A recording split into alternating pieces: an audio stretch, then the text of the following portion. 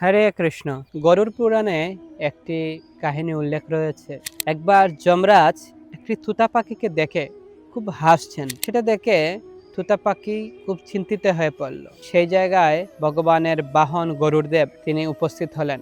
তখন সেই তুতা পাখি গরুড়দেবের কাছে বলছে, হে গরুড়দেব, আপনি তো ভগবানের মহান ভক্ত, আপনি ভগবানকে একটু বলুন না, আমার তো মনে হয় এখন আমার শেষ সময় চলে আসছে।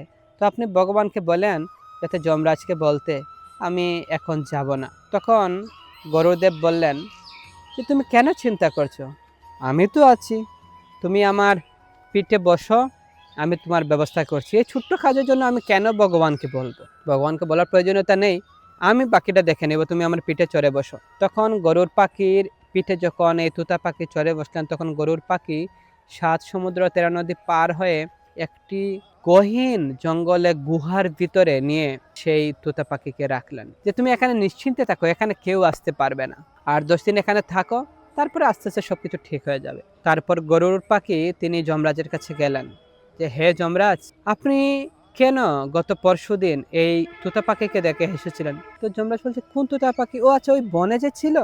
তো বলছে হ্যাঁ।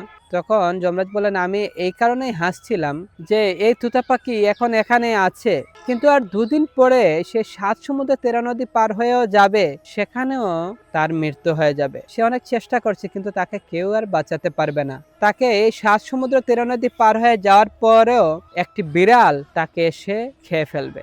আমি সেই কথা চিন্তা করে হাসছিলাম।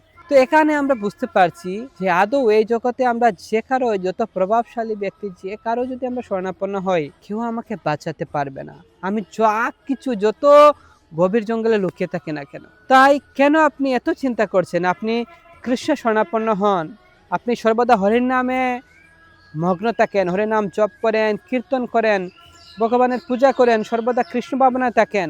কারো প্রতি যে আপনি না উনি আমাকে বাঁচাবে, উনি রক্ষা করবে, সমস্ত কিছু ভুলে যান, একমাত্র কৃষ্ণের উপর শরণাপন্ন হন। হে কৃষ্ণ, আমি তব নিত্য দাস, এই বিশ্বাস করলে তো আর দুঃখ নাই। জীব সর্বদা কৃষ্ণের নিত্য দাস, যে কোনো দুঃখ থাকবে না যদি আপনার কৃষ্ণের নিত্য দাস হন। তাই কৃষ্ণের কাছে শরণাপন্ন হন, আপনার এই জগতে কোনো দুঃখ থাকবে না, সর্বদা হরির নামে মজে থাকুন। হরে কৃষ্ণ।